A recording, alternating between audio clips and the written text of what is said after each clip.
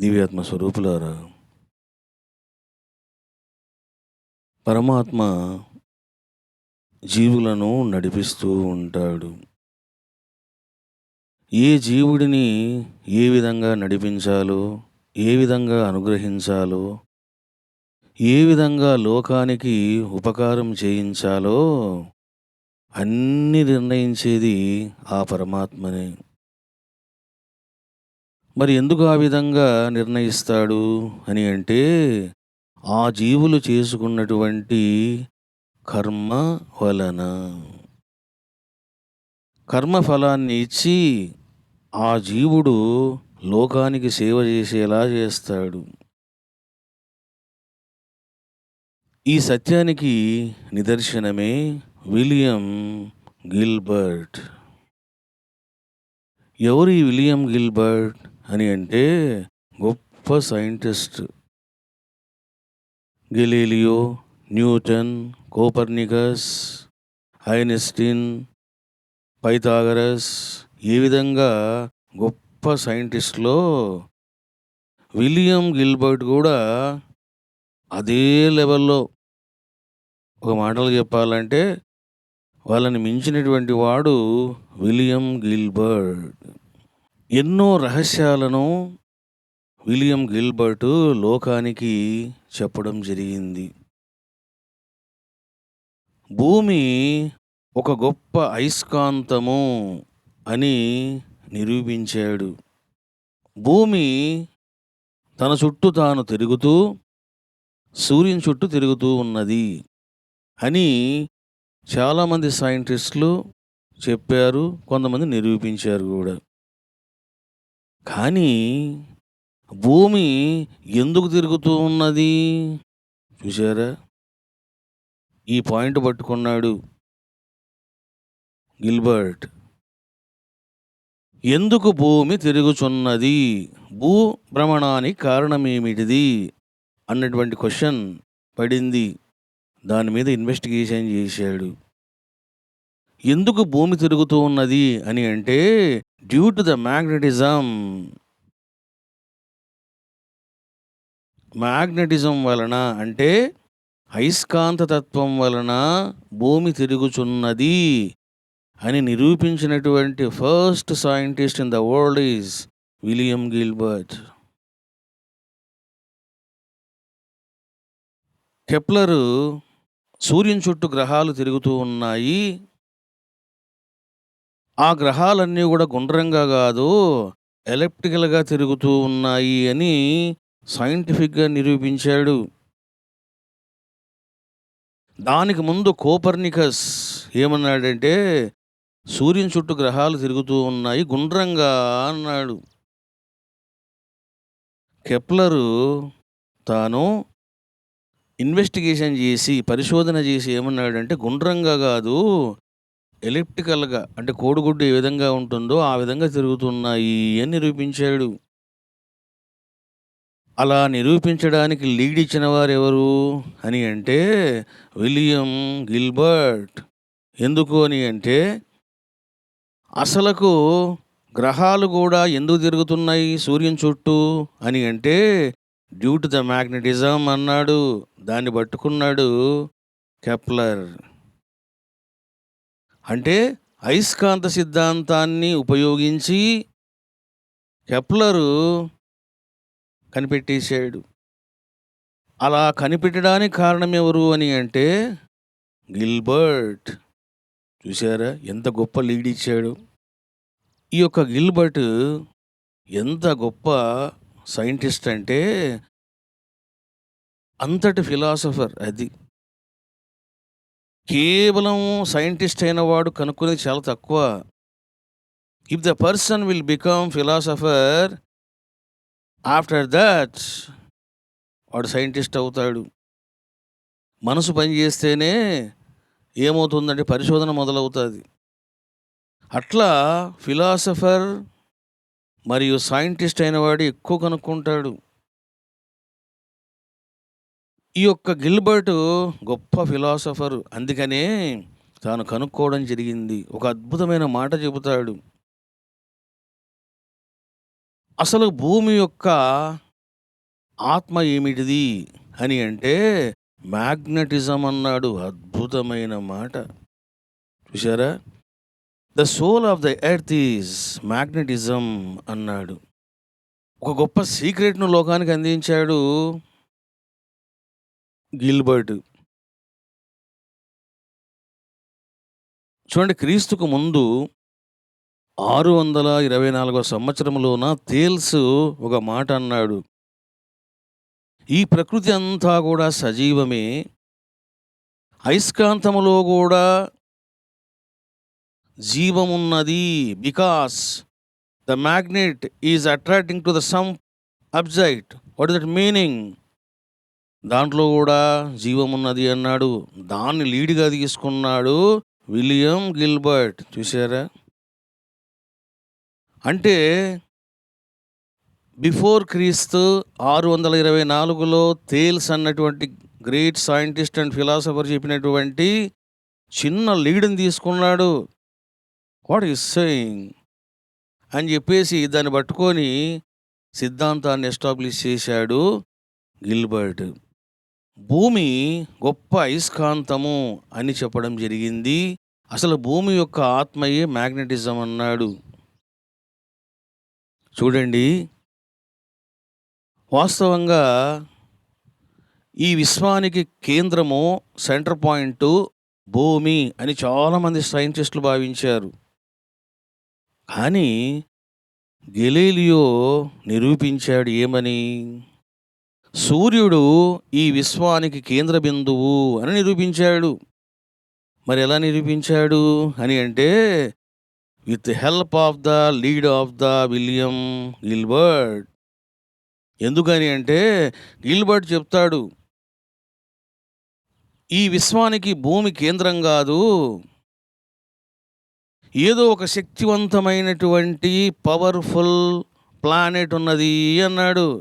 దాన్ని క్యాచ్ చేశాడు గెలీలియో. చూశారా, గెలీలియో ఏం కనుక్కున్నాడు? టెలిస్కోప్ కనుక్కున్నాడు. టెలిస్కోప్ కంటే ముందే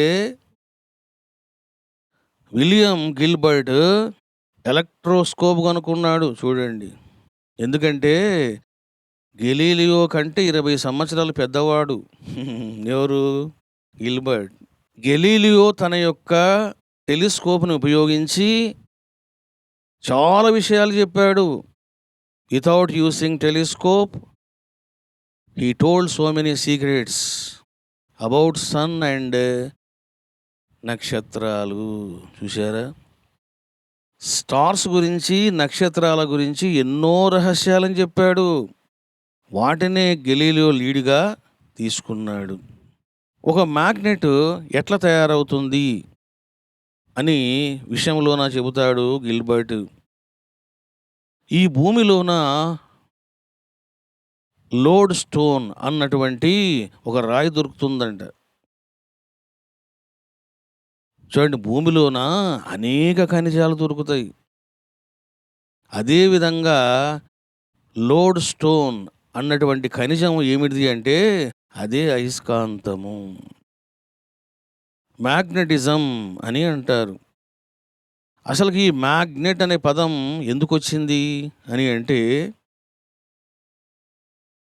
మ్యాగ్నోస్ అన్నటువంటి ఒక పర్సను ఒక పర్వతం ఎక్కుతా ఉన్నాడు. అతను షూ వేసుకున్నాడు. ఆ షూ వేసుకొని నడుస్తున్నప్పుడు ఏదో ఆకర్షణ గమనించాడు ఆ పర్సన్. అప్పుడు ఈ పర్వతం మీద ఏదో స్పెషాలిటీ ఉందని చెప్పి దాని మీద కనుక్కొని దానికి మ్యాగ్నెట్ అని పేరు పెట్టాడు. చూసారా, మ్యాగ్నోస్ పేరు మీద వచ్చింది మ్యాగ్నెట్. ఈ రకంగా గిల్బర్ట్ అద్భుతమైనటువంటి విషయాలను చెప్పాడు. అంతేకాదు, వాట్ ఈస్ ద మ్యాగ్నెటిజం అనేది డిఫైన్ చేశాడు. The force generated in a matter due to the flow of electrons with in a atoms అన్నాడు. అసలు మ్యాగ్నెటిజం ఎందుకు కలుగుతున్నది అని అంటే మోషన్ ఆఫ్ ద ఎలక్ట్రాన్స్ అది. ఎలక్ట్రాన్స్ మూవ్ అవ్వడం వలన మ్యాగ్నెటిజం కలుగుతూ ఉన్నది. మ్యాగ్నెటిజం వలన అనేకమైనటువంటి ఆకర్షణలు కలుగుతూ ఉన్నాయి. చూశారా? ఈ విధంగా ఒక అయస్కాంతాన్ని తీసుకొని దానికి నార్త్ పోలు, సౌత్ పోల్ ఉంటాయని, ఒక అయస్కాంతాన్ని ఎన్ని ముక్కలను చేసినా ఒక్కొక్క ముక్క అయస్కాంతంగా మారుతుంది. దానికదే నార్త్, సౌత్ పోల్ ఏర్పాటు చేసుకుంటుంది అని నిరూపించాడు గిల్బర్ట్. చూడండి, మ్యాగ్నెటిక్ ఫీల్డ్ అంటాం. ఆరా మనము ఆధ్యాత్మిక పరిభాషలో ఆరా అని అంటాం. What is the meaning of ఆరా అని అంటే, the perimeter of the magnetic field is called the ఆరా. అది ఆయన ఆరా ఇంత ఉందండి అంటారు. ఏంటిదని దాని అర్థం అంటే, the perimeter of the magnetic field. మనము ఒక చోట అగ్ని వేసి మంట పుట్టించాం, బాగా చలిగా ఉన్నది. ఇప్పుడు ఒక వ్యక్తి దూరాన కూర్చొని ఇట్లా చేతులు చూపించాడు, వేడిమి తగులుతుందా? హోమం చేస్తున్నప్పుడు అందరూ చేతులు దాపండియా అంటాం. అందరూ పాపం చేతులు దాపుతారు. అగ్ని కనబడుతుంటుంది, కుండం కనబడుతుంటుంది, దగదగదగలు ఆడుతుంటుంది అగ్నిదేవుడు. అగ్ని కనబడుతూ ఉంటుంది. కానీ ఆ వేడిమి ఎవరు ఆస్వాదిస్తారు అని అంటే, ఆ కుండము దగ్గరగా ఉన్నవారు ఆస్వాదిస్తారు. చూసారా? అంటే అగ్ని వేడిమినిస్తుంది, ఆ వేడిమిని నువ్వు ఆస్వాదిస్తావు. ఎప్పుడైతే నాకు సెగ తగులుతుంది అని నువ్వు అంటావో, you are in the aura of fire. అది ఈ రకంగా మ్యాగ్నెటిక్ ఫీల్డ్ అంటే ఏమిటిది, ఆరా అంటే ఏమిటిది, ఇవన్నీ చెప్పడం జరిగింది గిల్బర్ట్. చూడండి, ఎందుకు గురువు యొక్క సన్నిధిలో ఉండాలి అని అంటారు అని అంటే, ఎప్పుడు నువ్వు గురువు యొక్క సన్నిధిలో ఉంటే ఏం జరుగుతుంది అని అంటే,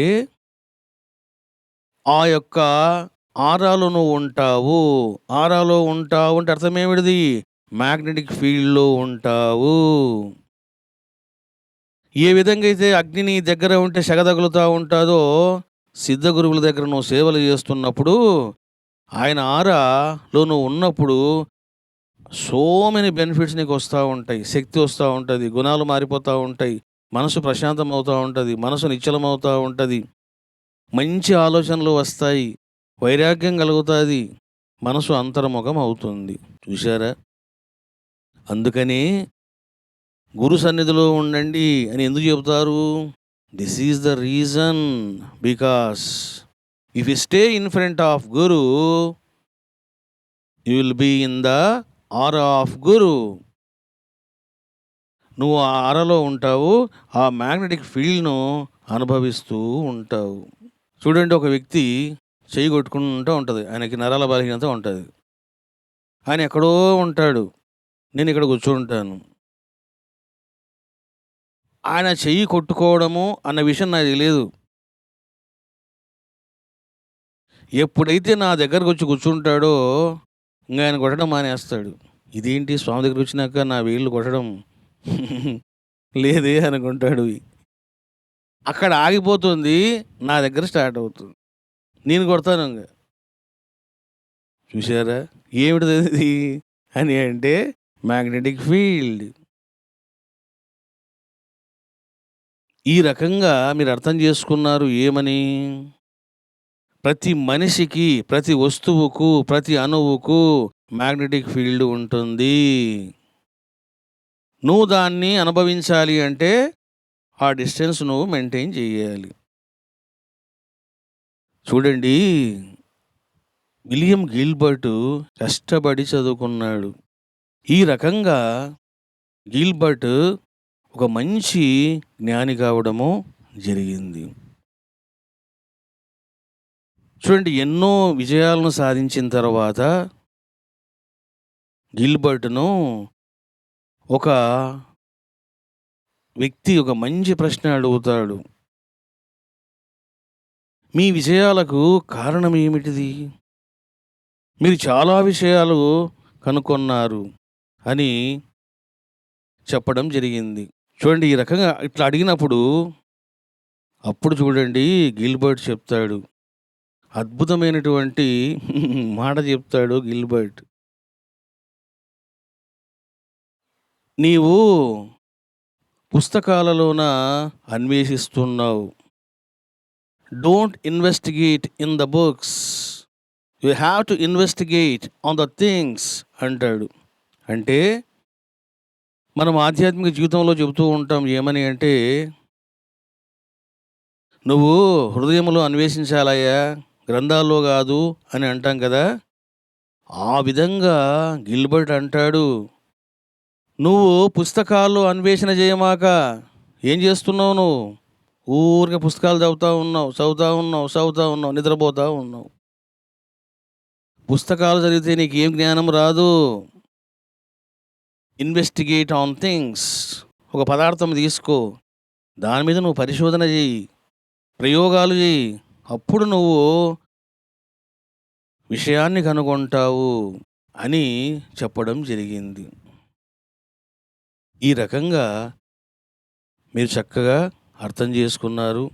న్యూటను, కోపర్నికస్ వీళ్ళందరూ కూడా చక్కగా ఎన్నో కనుక్కున్నారు అని అంటే చూసారా, ఒకరు మరొకరు లీడ్ ఇస్తూ ఉంటారు. తద్వారా కనుక్కోవడము జరుగుతుంది.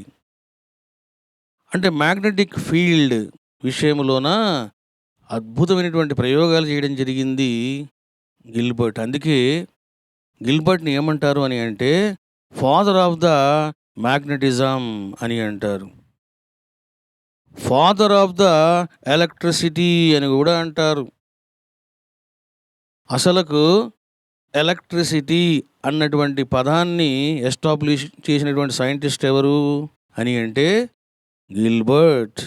థేల్స్ స్టాటిక్ ఎలక్ట్రిసిటీ గురించి మాట్లాడాడు. చూసారా, థేల్స్ ఏమన్నాడంటే, ఒక అయస్కాంతము ఒక ఐరన్ దగ్గరికి వచ్చినప్పుడు అది ఆకర్షిస్తుంది. ఎందుకు ఆకర్షిస్తుంది అని అంటే due to the moment of motion of electrons అన్నాడు థేల్స్. చాలా గొప్ప విషయం ఇది. చాలా వందల సంవత్సరాల తర్వాత దాని మీద ఇన్వెస్టిగేషన్ చేశాడు గిల్బర్ట్. 100% పర్ఫెక్ట్ అని తాను సైంటిఫిక్గా నిరూపించాడు. థేల్స్ చెప్పాడంతే. చూసారా, ఇక్కడ ఈయన సైంటిఫిక్గా నిరూపించడము జరిగింది. ఎందుకు అనుకున్నాడు అని అంటే, ఎప్పుడైతే విద్యుత్ ఆవేశం జనరేట్ అయ్యిందో దాన్ని కనుగొనాలి. To measure the electric charges, Gilbert was discovered electric scope. By that electric scope, he measured the charges of atoms. ఈ రకంగా ఆయన చక్కగా ఎలక్ట్రిసిటీ విషయంలో కూడా అద్భుతమైన సేవలు అందించాడు గిల్బర్ట్. చూడండి, ఇక ఆధ్యాత్మిక పరంగా చూస్తే గిల్బర్ట్ భగవంతుడి గురించి ఏమన్నాడు అని అంటే, భగవంతుడే మహా గొప్ప విజ్ఞానవేత్త. ఇక ఆయన మించినటువంటి విజ్ఞానవేత్త ఎవరు ఉండరు. ఆయననే భూమిలోన మ్యాగ్నెటిజాన్ని నిక్షిప్తము చేశాడు అన్నాడు. చూసారా, ఎప్పుడు కూడా ఫిలాసఫర్సు భగవంతుని నమ్ముతూ భగవంతుని యొక్క అనుగ్రహంతో మాట్లాడతారు వాళ్ళు. ఈ ఫిలాసఫర్స్ కాని సైంటిస్టులు ఏం చేస్తారంటే, there is no proof to believe God అంటారు. ఫిలాసఫర్స్ సైంటిస్టులు అయిన వాడే చక్కని సందేశాలు లోకానికి అందిస్తారు. గిల్బర్ట్ అన్నాడు, ఈ మ్యాగ్నెటిజము ఎందుకున్నది భూమి లోపల అని అంటే, భగవంతుడు అమర్చాడు అన్నాడు. బ్యూటిఫుల్. చూసారా? పరమాత్మ ఈ విశ్వాన్ని సృజించాడు. సృజిస్తే సరిపోతుందా? దాన్ని మెయింటైన్ చెయ్యాలి. అంటే పాలన చెయ్యాలి. భూమి తన చుట్టూ తాను ఎందుకు తిరుగుతూ ఉన్నది? సూర్యుని చుట్టూ ఎందుకు తిరుగుతా ఉన్నది? గ్రహాలు సూర్యుని చుట్టూ ఎందుకు తిరుగుతూ ఉన్నాయి? చంద్రుడు భూమి చుట్టూ ఎందుకు తిరుగుతున్నాడు అని అంటే, డ్యూ టు ద మ్యాగ్నెటిజం. కేవలం వస్తువులకే కాదు, మొక్కలకే కాదు. గిల్బర్ట్ చెబుతాడు, మనిషిలో కూడా మ్యాగ్నెటిజం ఉన్నది అని అంటాడు. మనిషిలో మ్యాగ్నెటిజం ఎక్కువగా ఉన్నప్పుడు వారిలోన ఆకర్షణ చాలా ఎక్కువగా ఉంటుంది అంటాడు గిల్బర్ట్. నువ్వు ఎవరి పట్లైనా సరే ఆకర్షితుడవుతున్నావు అని అంటే, ఆయనలోన మ్యాగ్నెటిజం పవర్స్ చాలా ఎక్కువగా ఉన్నాయి అనే రహస్యాన్ని చెబుతాడు. చూసారా? కేవలము ఎలిమెంట్సే కాదు, మనిషిలో కూడా మ్యాగ్నెటిజం ఉన్నది. Due to that magnetism only we're getting attraction అంటున్నాడు. ఒకరి చేత నువ్వెందుకు ఆకర్షింపబడుతున్నావు? చూసారా?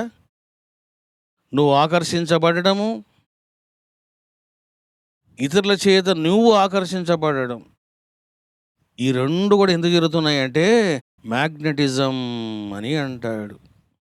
మ్యాగ్నెటిజాన్ని హై టెంపరేచర్ తీసుకెళ్ళినప్పుడు దాని యొక్క మ్యాగ్నెటిజం అది కోల్పోతుంది అని నిరూపించాడు.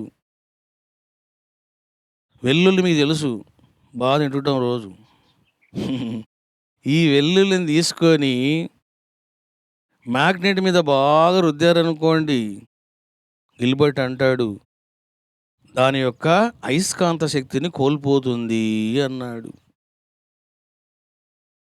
ఒక ఐరన్ వైర్ని తీసుకొని నువ్వు బాగా ఎర్రగా కాల్చి నార్త్ దిక్కులో గనక చూపిస్తూ నువ్వు పెట్టావంటే ఆ ఐరన్ వైరు మ్యాగ్నెట్ అవుతుంది అన్నాడు.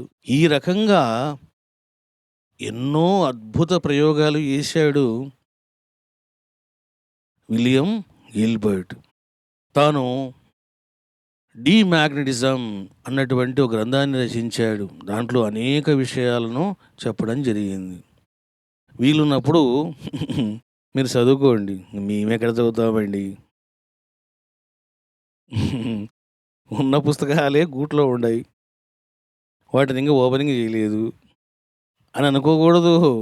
You have to work hard. ఈ రకంగా గిల్బర్ట్ అనేక విషయాలను చెప్పడం జరిగింది. ఆరా, మ్యాగ్నెటిజం, అబౌట్ ఎర్త్, ఏం జరుగుతున్నది, ఇవన్నీ చెప్పడము జరిగింది.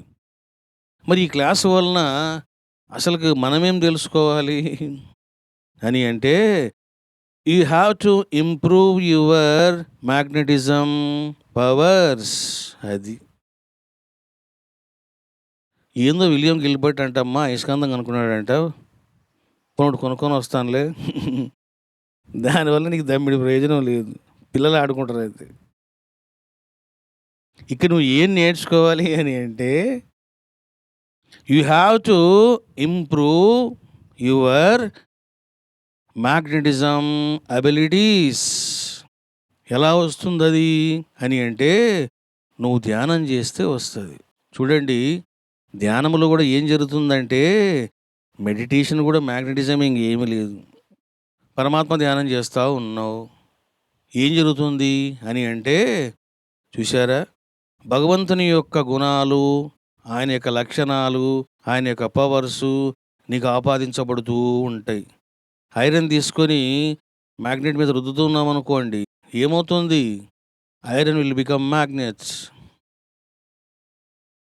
కాబట్టి నువ్వు ఎంత ధ్యానం చేస్తావో మ్యాగ్నెటిక్ పవర్ నీలోన పెరుగుతుంది. నువ్వు ఎంత ధ్యానం చేస్తావో అంత చక్కగా మాట్లాడతావు. నువ్వు ఎంత చక్కగా మ్యాగ్నెటిక్ పవర్స్ని పెంచుకుంటావో అంత ప్రశాంతంగా నువ్వు ఉంటావు. చూడు మనం జపం చేస్తూ ఉంటాం. ఓం నమ శివాయ, ఓం నమ శివాయ, ఓం నమ శివాయ. రోజు అంటూనే ఉన్నాను, ఈ శివుడు కనపడడం లేదు అని మనం జపం చేస్తూనే ఉంటాం. నువ్వు ఎప్పుడైతే జపం చేస్తున్నావో, ఏమిటి జపం చేయడం అంటే? మ్యాగ్నెటిజం ఏం లేదు. నమ శివాయ, నమ శివాయ, నమ శివాయ, నమ శివాయ, నమ శివాయ. చూసారా? ఆ యొక్క మ్యాగ్నెటిక్ పవర్ నీకు వస్తూ ఉంటుంది. మనం ఏమంటాం? ఆత్మానంద పారవశ్యం అంటాం. ఈ ఆత్మానంద పారవశ్యం ఎందుకు వస్తున్నది అని అంటే, ఎలక్ట్రాన్స్ మూవ్ అవుతూ ఉన్నాయి, మోషన్ అవుతూ ఉన్నాయి, తిరుగుతూ ఉన్నాయి. ఎప్పుడైతే నువ్వు కూడా ధ్యానం చేస్తూ ఉంటావో, ఇదిగో నీలో ఉన్న చక్రాలు తిరుగుతూ ఉంటాయి. చూసారా? మనలోన 7 చక్రాలు ఉన్నాయి. ఆ 7 చక్రాల్లోన 6 చక్రాలు ఇంక తిరుగుతూనే ఉంటాయి. గ్రహాలు ఏ విధంగా అయితే సూర్యుని చుట్టూ తిరుగుతూ ఉన్నాయో, ఎప్పుడైతే నువ్వు ధ్యానం చేస్తావో, మ్యాగ్నెటిక్ ఫీల్డ్ వల్ల నీలో ఉన్న చక్రాలు తిరగడం మొదలవుతాయి. ఎట్లా తిరుగుతాయి? క్లాక్ వైజ్ డైరెక్షన్లో తిరుగుతాయి. చూసారా? ఆకాశములో సూర్యుని చుట్టూ గ్రహాలు తిరుగుతున్నాయి. నీ లోపల చక్రాలు తిరుగుతున్నాయి. అది కథ. మరి చక్రాలు ఎందుకు తిరుగుతున్నాయండి అని అంటే, క్లాసు ఏమిటది? అది మ్యాగ్నెటిజం. కాబట్టి ఈ రకంగా మీరు బాగా ధ్యానం చేసి మ్యాగ్నెటిజం పవర్స్ని పెంచుకోవాలి. ఆత్మస్వరూపులారా, రేపు మళ్ళీ 8 మనం కలుసుకుంటాం. అందరూ చెప్పండి. ఓ